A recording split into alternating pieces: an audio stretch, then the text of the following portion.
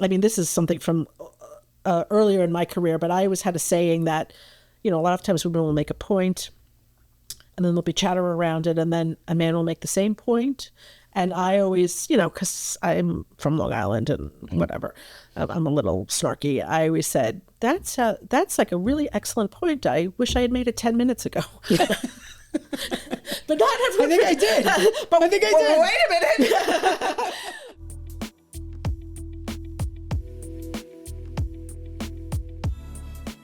Thank you for joining us on Inside C&A Digital, the podcast. If you can see me, you're watching us on YouTube, and boy, are you in for a treat. Today, I'm joined by Catherine Borgia. She's the acting director of the Office of Women for Westchester County.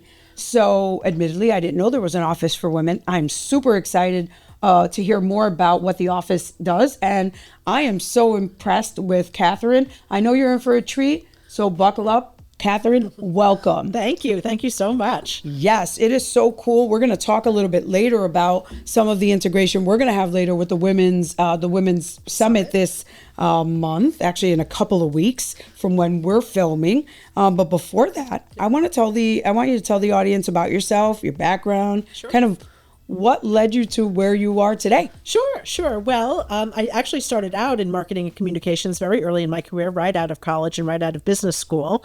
But I did take a pivot to public service really when I became a mother, and I started to really look at how we do childcare in our state, and saw that there was a real need. That data was not new even at the time, 30 years ago, that told us the importance of investing in early childhood and how that impacts a person's whole life. And I thought there were some gaps. So I started working with Assemblywoman Sandy Galiff, who was my assembly member and my friend, and started doing advocacy. And that sort of led me into a 25-year career in public service. So Wow. A lot of women start out in public service doing advocacy and volunteering. It's a natural pathway for women because we have issues that we care about that are personal to us or that we see a need in our community. And then that's a natural way to become a policymaker. So that's what happened to me. That's amazing. Yeah.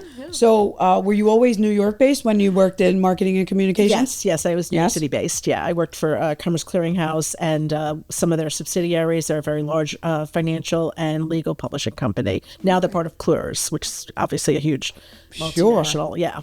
Sure. So as I mentioned in the intro, you were recently appointed by Ken Jenkins as acting director for the Office of Women. Tell me about what this office does and how it supports women. Sure. Well, the office has been around since 1980, and it's gone through several iterations. One of the things, though, that we have a charge to do is really to support the women in Westchester in whatever their needs are. Right now, we have a very strong focus on helping women who are in intimate partner violence relationships, but all of the ways that they need help. So not only with direct service, but advocacy for housing, advocacy for custody battles, things like that.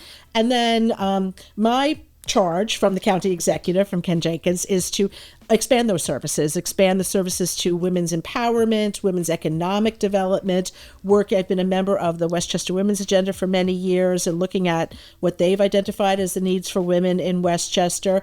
And really, I am a lift all boats kind of a person. I think it's a great opportunity right now to look at how do we make sure that women and families have the resources that they need to succeed.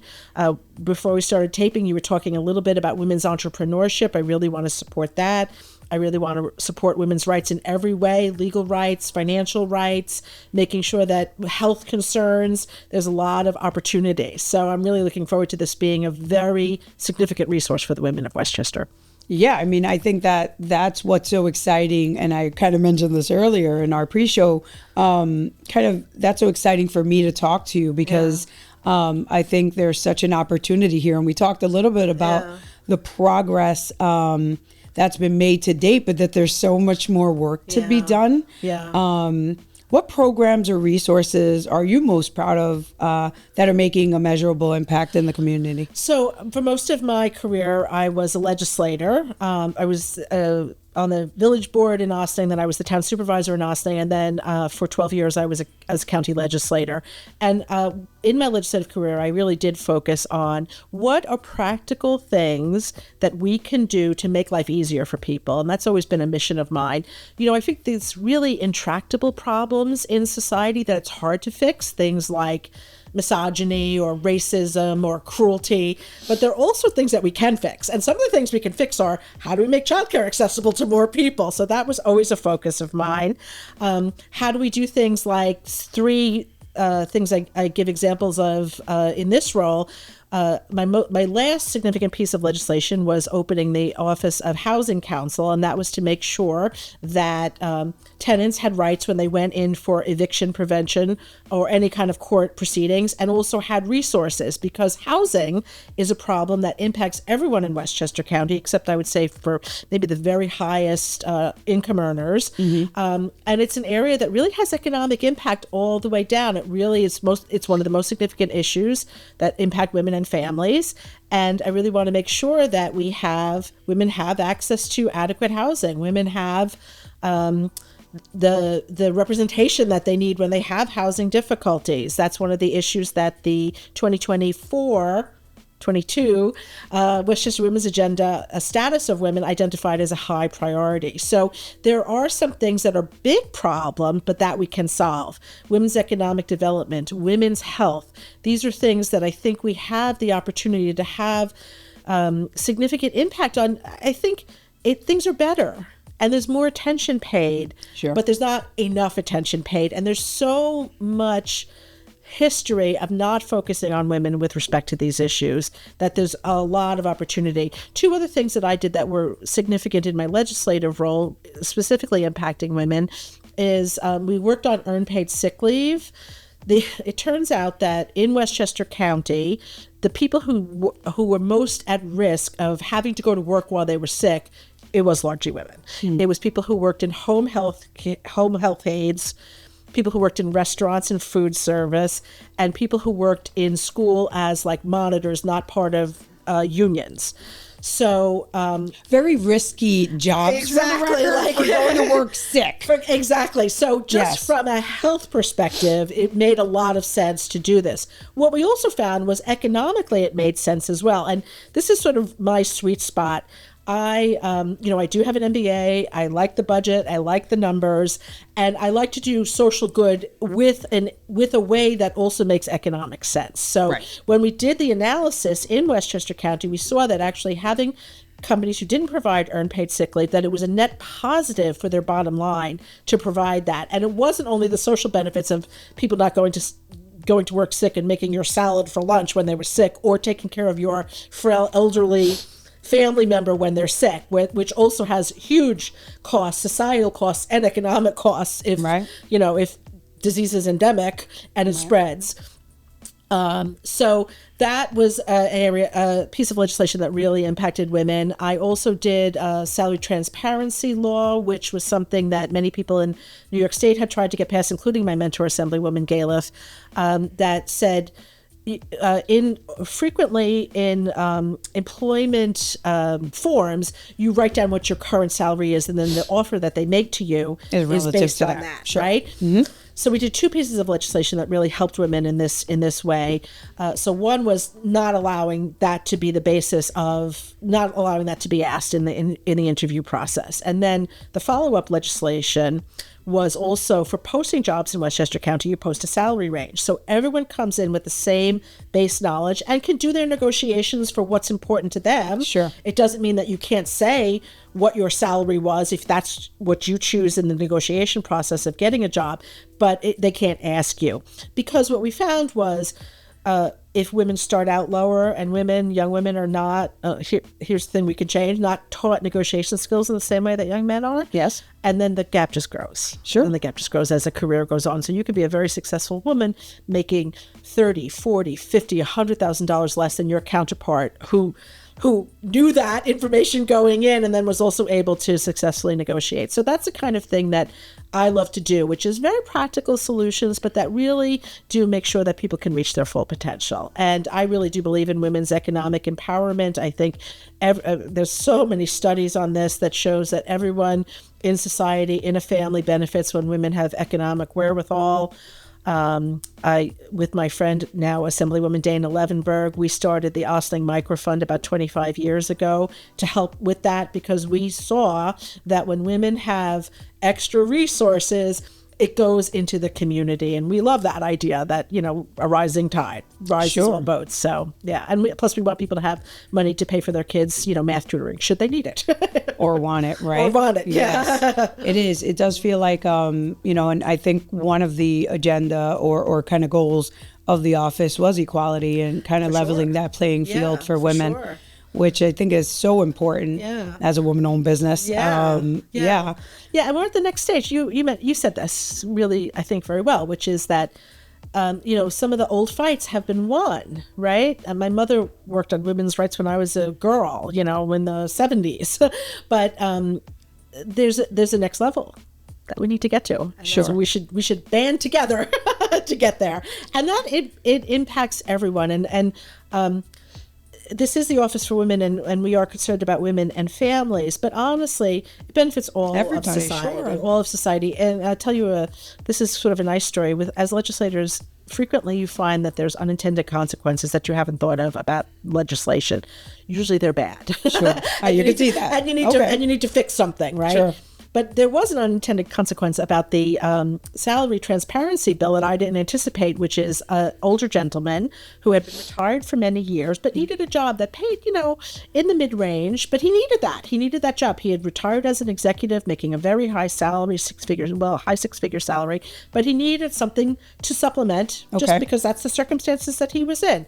And he said, before the salary transparency bill, he would get dinged right away because people would see that he had made a lot of money and they would think they couldn't afford him.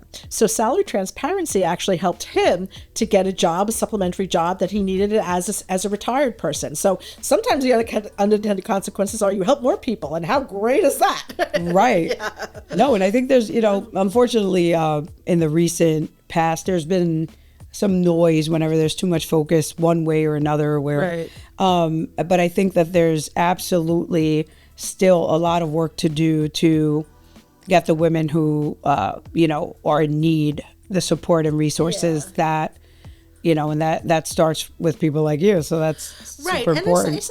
And it is definitely important to get the people in need, men or women or children, particularly that the support that they need. And I think also the Office for Women can be an area to not only for need, but also for achieving potential. And that's really what I would love to focus on giving women the resources they need to get to the next level. Right. Yeah. I think the recent stats that we were looking at with the team this morning stated that in Westchester County, about 23.4%, you could round it up to a quarter, of businesses are majority owned by women, which is interesting. So it's higher than the national average. So all kudos to us in Westchester. But the most important thing that I saw was actually that the trend nationally is about half of business started or new businesses are women. Yeah. So like it looks like the trend and the trajectory is going the right way. Well, one of the things that I really have to give a shout out to, a lot of my colleagues at the county are really focusing on economic development, not only for women, but really focusing on women as well. Sure. So the Office of Economic Development under Bridget Gibbons has done a fabulous job. We have the Catalyst program that has helped businesses get started. My colleagues, Martha Lopez and Shari Rosen Asher, work with local chambers, work with NWBE, to make sure that women have the opportunities that they seek. A lot of people have good ideas, and we want to turn those good ideas into reality. So sure. I'm new in this role. This is my first month here, but I'm really looking forward to helping to amplify the work that they have done, which has really been amazing work. So we have a record of success, and we're going to continue that. Keep going and maybe get even better. Yeah, one of the things that we see in some of the work that we do outside of our client service work is, I'm part of a personal mission of mine is to help female entrepreneurs. Yeah. So we'll partner with like our friends at Wednesday and Nikki Hahn, and also part of the Westchester Hispanic Chamber, and connected with the BCW and of course WCA. But one of the things that we find, which makes perfect sense, it's really not that hard to understand, is that women, like many business owners, go in because they're really good at a thing. So it's baking the cookies, it's marketing, advertising, but they might not be good at the business side of it. Right. And most people are good at the sweet spot, and that's how they start the business. And I find that Westchester has been doing more and more to get that business skills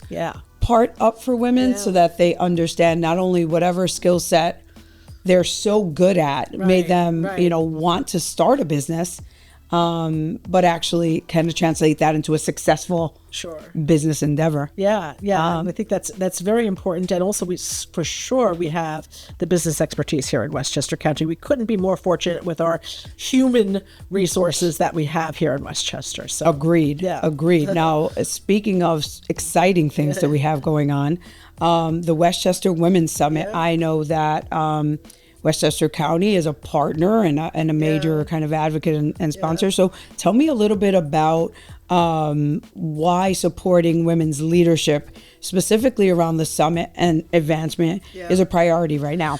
Well, of course, this is a wonderful, wonderful event that I think we all look forward to. I think this is the 11th or something like that. It's been going on for a long time, so it's a great day. It's a great day for us to be together. It's a great day for us to talk to each other. I always have a wonderful time at the summit. I've been fortunate to participate last year and then again this year in some of the programming. But even as a attendee, I always loved this day. Shout out to Rose for really she's amazing. The amazing job that she does. And she told this wonderful story at the sponsorship event that she had recently about the elephant tribe and how an elephant tribe bands together and is stronger together, and if someone needs a hand, they can provide that in the tribe. So I'm happy to be part of the tribe of women in Westchester County. I think what I love about the Women's Summit is that it looks holistically at women's lives in Westchester. So it's not just looking at business success, career success, personal success. It's looking at wellness. It's looking at how we work together, how we make connections. Absolutely. And I feel like, I've always come to it, and this time as well, from this advocacy point of view. That's my sweet spot. That's what I know how to do, but also learn so much every year that I went to the summit. So I think it's very important for Westchester to be part of this. Yes. Also this year, our county executive, Ken Jenkins, has named Joe McDonald to be our deputy county executive and Emily Saltzman to be our director of operations. So we have a female-led leadership team, in addition to Ken, obviously. And I think that women have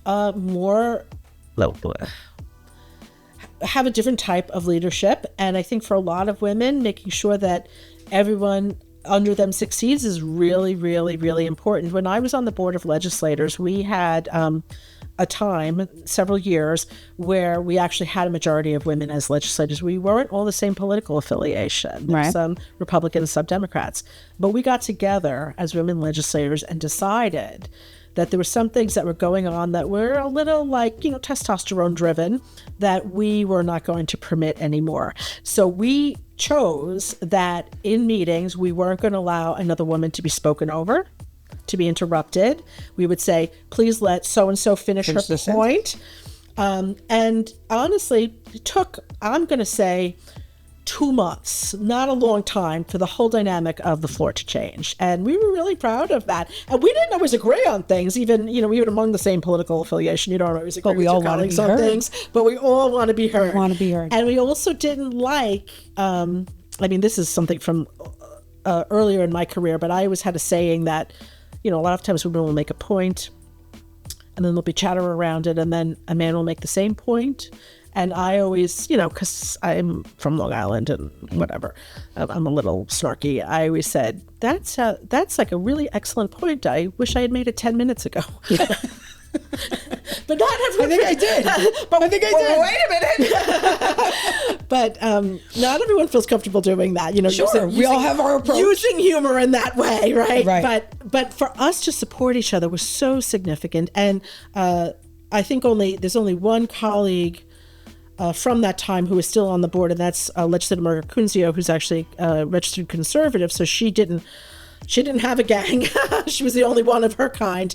But I think all of my colleagues would say that really did change the dynamic, and it made us all better, including the men. Yeah, of course. And I think, one of the things I love about the summit, so this year we are, again, a Diamond sponsor, and we're going to have, for our audience, we're going to have a panel on the art of becoming for women, really beautiful and powerful women who have made these kind of career pivots and life pivots, but it's really a holistic view of their life. Is my colleague Lisa Denning on part of that? Yeah, right? I do believe. Yeah, she's great. It's going to be amazing. And so we're doing that. We're also going to have a vision board workshop, which Catherine, we had to turn people away from last year. So we were not happy about that. Oh, my so goodness. this year, pre-register if you can. It's going to be so much fun. I'm going to go back to my computer and do that. You have a seat at the table already. You don't need to do that. But it's really fun and interesting to help them. And last year, I mean, women were,